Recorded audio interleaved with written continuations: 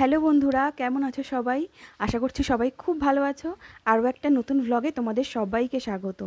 তো আজকের ভ্লগটা এখান থেকেই শুরু করছি। এখন বাজে সকাল ৮টা, আর বাইরের পরিস্থিতিটা একটু শুধু দেখো, পুরো মনে হচ্ছে যেন সন্ধ্যা নেমে গেছে। বাইরে আজকে সকাল থেকে প্রচুর পরিমাণে বৃষ্টি হচ্ছে। এখন বৃষ্টিটা তাও একটু কমেছে, কিন্তু এখনও হয়ে যাচ্ছে, আর ঝোড়ো হাওয়ার মতন হাওয়াও দিচ্ছে। দেখো গাছগুলো সব হেলে হেলে যাচ্ছে, আর রাস্তায় তো বৃষ্টি পড়ছে, কোনো লোকজনও নেই রাস্তায়। তো আজকে আমি সকালবেলা ব্রেকফাস্টে আমার জন্য বানিয়ে নিয়েছিলাম একটু চাউমিন। বৃষ্টির মধ্যে একটু চাউমিন খেতে খুব ইচ্ছে করছিল, ওই যেমন ছোটোবেলায় খেতাম স্কুলের টিফিনে পেঁয়াজ লঙ্কা দিয়ে, ওই রকমভাবে একদম হালকা পাতলা করে বানিয়ে নিলাম। আর আজকে দুপুরবেলায় লাঞ্চের জন্য রান্না করব সেরকম কিছু করব না, একদম সিম্পল মেনু করব, মাটন আর ভাত। কারণ আজকে রোববার, সানডে, হাজব্যান্ড বাড়িতে রয়েছে, ও অন্য কিছু আর খেতে চাইছে না, শুধু বলছে মাটন আর ভাত খাবে, গরম গরম ভাত আর মাটন। আর মাটনটা না আজকে একটু অন্যরকমভাবে করব, তো তোমাদেরকে সেটা দেখাবো। কিন্তু মাটনটা কিন্তু এখনও বাজার থেকে আনা হয়নি, সকাল থেকে আনতে যাব করে কিন্তু যাওয়া হচ্ছে না এই বৃষ্টির জন্য। তো তার মধ্যে গিয়ে ও আবার মাটনটা নিয়ে এসেছিলো, তারপরে আবার তোমাদের সঙ্গে ভিডিওটা শ্যুট করছি। এখানে আমি আজকে মাটনের রেসিপিটা তোমাদের সঙ্গে শেয়ার করব। এই মাটনটা কিন্তু জাস্ট খেতে কিন্তু দারুণ হয়, মানে আমি যেভাবে করব কোনো প্রেশার কুকারের ইউজ করব না। দেখো প্রথমে আমি এখানে আজকে 1 কিলো মতন মাটন নিয়েছি, সেটাকে ভালো করে ধুয়ে পরিষ্কার করে রেখেছি। আর এখানে দেখো শুকনো লঙ্কা ভিজিয়ে রেখেছি, আদা রসুন পরিমাণ মতো নিয়ে নিয়েছি, আর কয়েকটা কাঁচা লঙ্কা দেবো। এই সমস্ত যে কটা জিনিস দেখছো এগুলো কিন্তু আমি একসঙ্গে মিক্সার গ্রাইন্ডারে পেস্ট করে নেব। আর আমি 4টে বড় সাইজের পেঁয়াজ ইউজ করব। আর 2 টুকরো আমি পেঁপে নিয়েছি, যেহেতু আমি কড়াইতে করব সেহেতু পেঁপেটা আমি দেবো যাতে সেদ্ধটা ভালো হয়। আর এটা কিন্তু রেয়াজি মাটন, আর আমরা রেয়াজি মাটনটা খেতেই বেশি ভালোবাসি, চর্বি থাকে একটু, তাই জন্য অনেক টেস্ট অনেকটা ভালো হয়। আর সেই জন্য এটা সেদ্ধ হতেও আর একটুখানি বেশি প্রবলেম হবে বলেই এটা অনেকটা কিন্তু সময় লাগবে এটা করতে। আর এইভাবে করলে কিন্তু টেস্টটা কিন্তু দারুণ হয়। প্রেশার কুকারে পাতলা ঝোল করলে সেই একটা টেস্ট আলাদা, আর এইভাবে কষিয়ে করলে তার টেস্টটাও কিন্তু পুরো অন্যরকম হয়। তোমরা কিন্তু একবার এইভাবে ট্রাই করে দেখতেই পারো। দেখো কথা বলতে বলতে আমি আলুটাকে ভেজে আমি নুন হলুদ দিয়ে তুলে নিলাম। এবার আমি তেলের মধ্যে জিরে আর তেজপাতা আর একটু সামান্য চিনি ফোড়ন দিলাম। এখানে গরম মশলা তোমরা ফোড়ন দিতে পারো, আমি দেইনি একটাই কারণে, কারণ আমি এর পরে আবার 2বার গরম মশলা ইউজ করব, তাই জন্য। আর তেলের পরিমাণটা কিন্তু যে মানে মানে 1 কিলো মাংস অনুযায়ী যে অতিরিক্ত দিয়েছি সেটাও না, কারণ মাটন থেকেই অনেকটা যে তেল বেরোয়, সেই জন্য তেলের পরিমাণটা একটু চিকেনের তুলনায় কমই দিয়েছি। এবার দেখো 4টে আমি মাঝারি থেকে একটু বড়োর দিকেই পেঁয়াজ আমি কুচিয়ে নিয়েছি, তো সেটাকে আমি ভালো করে একটুখানি ভেজে নেব। আর সমস্ত মশলাটা দেখো আমি পেস্ট করে নিয়েছি, এই মশলাটাও আমি এরপরে দিয়ে ভালো করে কষবো। আর শুকনো লঙ্কা বাটাটা দিয়েছি একটাই কারণে, বাটাটা দিলে না টেস্টটা অনেকটা বেশি ভালো হয়, মানে শিলে বাটা, যত তুমি বাটা মশলা দিয়ে রান্না করবে তত না টেস্ট অনেকটা বেশি ভালো হয়। যদি তোমরা এর মধ্যে জিরে ধনেটাও বেটে দিতে পারো আরও বেশি ভালো হয়, কিন্তু সেটা যেহেতু আমার পসিবল হয়নি, তো আমি শুধু লঙ্কাটাই বেটে দিয়েছি। তোমরা একবার এভাবে করে দেখো, মানে গুঁড়ো লঙ্কা দেওয়ার থেকে আর বেটে দেওয়ার দিলে টেস্টটা কিন্তু অনেকটাই একটু অন্যরকম হয়। আর এর মধ্যে আমি এবার 2টো মাঝারি সাইজের টমেটোকেও কেটে দিলাম। এবার খুব ভালো করে মশলাগুলোকে আমি কষতে থাকবো, যতক্ষণ না তেল ছাড়ছে। কষাটা কিন্তু এখানে মেইন। আর এখানে যেহেতু আমার পুরো রান্নাটা আজকে কষতেই হবে, মাংসটা পুরো সেদ্ধটা আমি কষতেই করব, এই কষাটা মেইন। আর সেই জন্যই কিন্তু রান্নার টেস্টটা অনেকটা বেশি ভালো হবে। এইভাবে আমি আগেও অনেকবার করেছি, কিন্তু দারুণ হয়েছিল খেতে। এবার আমি গুঁড়ো মশলাগুলোকে অ্যাড করছি, পরিমাণ মতো নুন হলুদ দিলাম, এখানে ধনের গুঁড়ো দিলাম, আর জিরের গুঁড়ো দিয়ে দেবো। ধনের গুঁড়ো আমি 1.5 চামচ মতন দিলাম। আর এখানে জিরের গুঁড়োটা আমি ধনের গুঁড়োটার থেকে সামান্য একটু বেশি পরিমাণই আমি ইউজ করি। আমি যে রান্নাতে ইউজ করি ধনের গুঁড়োটা একটু কম, জিরের গুঁড়োটা তার থেকে একটু বেশি ইউজ করি। তো সমস্ত কিছু দিয়ে একটু পরিমাণ জল দিয়ে দিলাম মশলার বাটিটা ধুয়ে, তো দিয়ে খুব ভালো করে আবারও কিছুক্ষণ কষে নেব।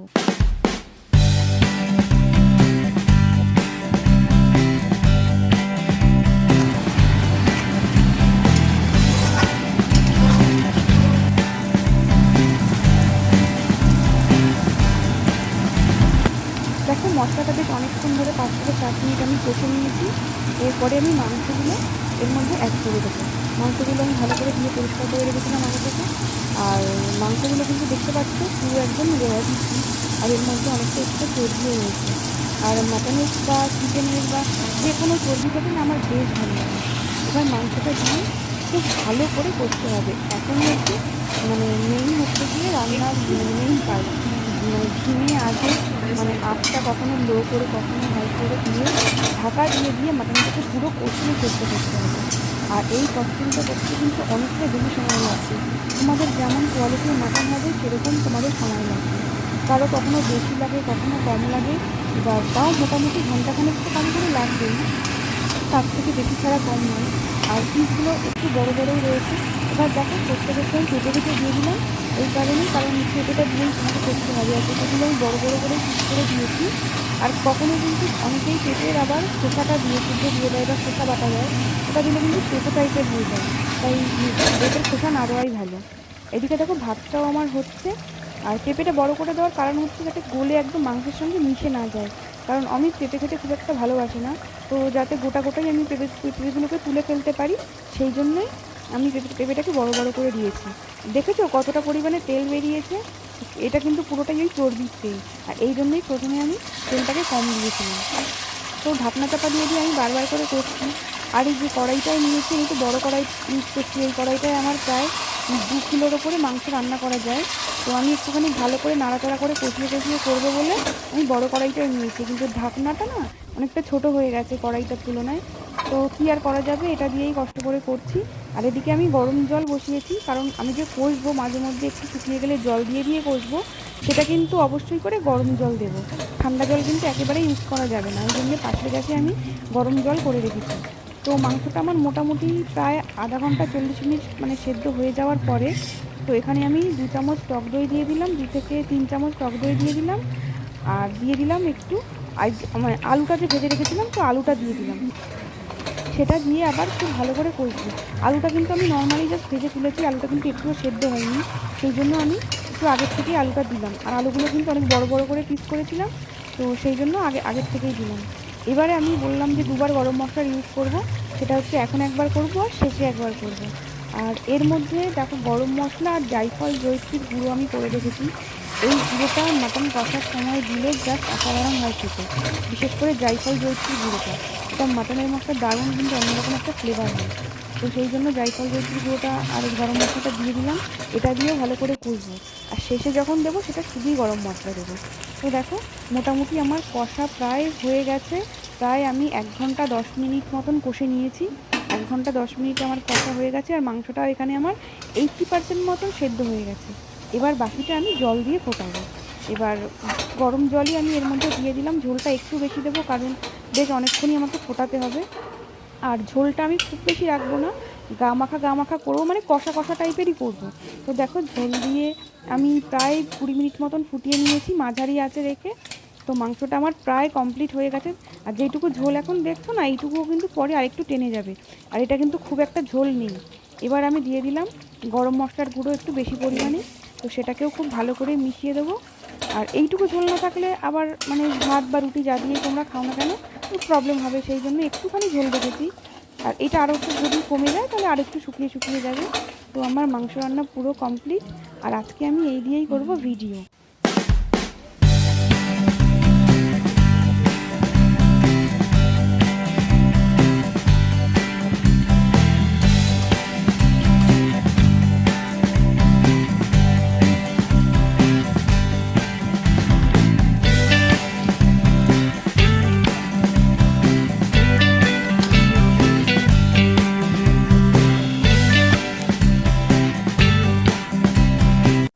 তো দুপুরে আমরা দেখো এই দিয়ে লাঞ্চ করেছিলাম, অসাধারণ হয়েছিল খেতে, সত্যি বলছি। তোমরা একবার এইভাবে ট্রাই করে আমাকে জানিও কেমন লাগলো তোমাদের। তো খাওয়া দাওয়ার পরে একটু সন্ধেবেলা একটু বেরিয়েছিলাম, তো আমাদের একটু কাজ ছিল জুডিওতে, আমাদের বাড়ির পাশে যে জুডিওটা রয়েছে। তো ওখান থেকে আমরা ফেরার সময় আমার চৌমাথাতে দেখলাম ঝুলনের মেলা হচ্ছে। এই মাঠে না কখন কি মেলা হয় বোঝা যায় না। এই মেলাটা না আগে কোথাও হয়নি, এই ফার্স্ট টাইম হচ্ছে দেখে ঢুকলাম। মানে সারা বছর কিছু না কিছু এই মাঠে লেগেই থাকে, বিভিন্ন টাইপের মেলা, পরিবেশ মেলা থেকে শুরু করে বই মেলা থেকে শুরু করে বিভিন্ন টাইপের মেলা মানে মেলা এখানে হতেই থাকে। তো দেখো এখানে যে ঝুলনের যে সমস্ত ঠাকুরগুলোকে বানিয়েছে সেগুলোই তোমাদের সঙ্গে শেয়ার করছি। আর এই ভিডিওটা আমি যখন শেয়ার করছি সেটা আমি কদিন পরেই শেয়ার করছি, কারণ মানে এখন চারিদিকে যা পরিবেশের অবস্থা, মানে সমাজের যা অবস্থা, আরজি করে ঘটনাটা নিয়ে মন মেজাজ একদমই ভালো নেই, কিন্তু তার মধ্যে থেকেও তো আমাদেরকে চলতে হবে। সেই জন্যই আর কি মানে মানে ভিডিওটা শ্যুট করেছি, অনেকগুলো ভিডিও আমার শ্যুট করা আছে, কিন্তু না সেগুলো না আমি মানে যে মানে ভয়েস ওভার দিয়ে এডিট করে দেব সেটাই না ইচ্ছে করছে না। এটা আমি অনেকটা লেটেই আমি ভিডিওগুলো তোমাদেরকে মানে মানে আপলোড করছি। আর এখানেও না যাওয়ার খুব একটা ইচ্ছে ছিল না, ফেরার সময় দেখলাম সামনে ঝুলনের উৎসব, তাই একটু জাস্ট ঘুরে এসেছিলাম, সেরকম কিছু এখানে গিয়ে করিনি। আর আকাশের যে অবস্থা মানে বৃষ্টিটা একটু কমেছিল, সারাদিনই টিপটিপ করে বৃষ্টি পড়েছে। আর এখানে দেখো ওই ঠাকুরের মানে সমস্ত কিছু বানিয়ে রেখেছে, আর এখানে একটুখানি ওই যে মানে কীর্তন হচ্ছিল, আর এখানে সামনে সবাই চেয়ারে বসে সবাই শুনছিল। তো সেখানে একটুখানি ঠাকুরকে এরকম দর্শন করে তারপরে মেলার মধ্যে থেকে জাস্ট একটা পাক মেরেই আমরা বেরিয়ে এসেছিলাম। আর একটু ফুচকা খেয়েছিলাম, তো যেটা তোমাদের সাথে ভিডিওতে শেয়ার করা হয়নি, কারণ একটু একটু তখনই বৃষ্টি পড়া শুরু হয়ে গিয়েছিল। তো ফুচকা খেয়ে তো মেলাটা একটুখানি ঘুরে তারপরে আমরা বাড়ি চলে এসেছি। আর এখানে বিভিন্ন টাইপের না মেলায় দোকান ছিল।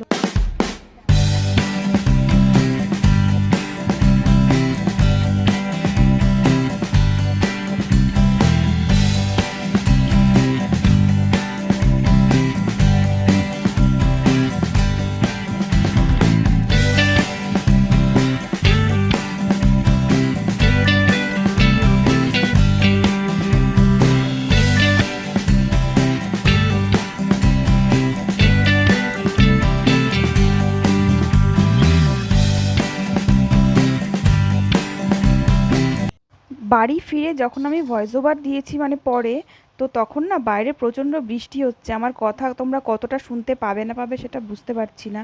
তো আজকে বাড়ি ফিরে রাতের জন্য বানিয়েছিলাম একটু মোমো।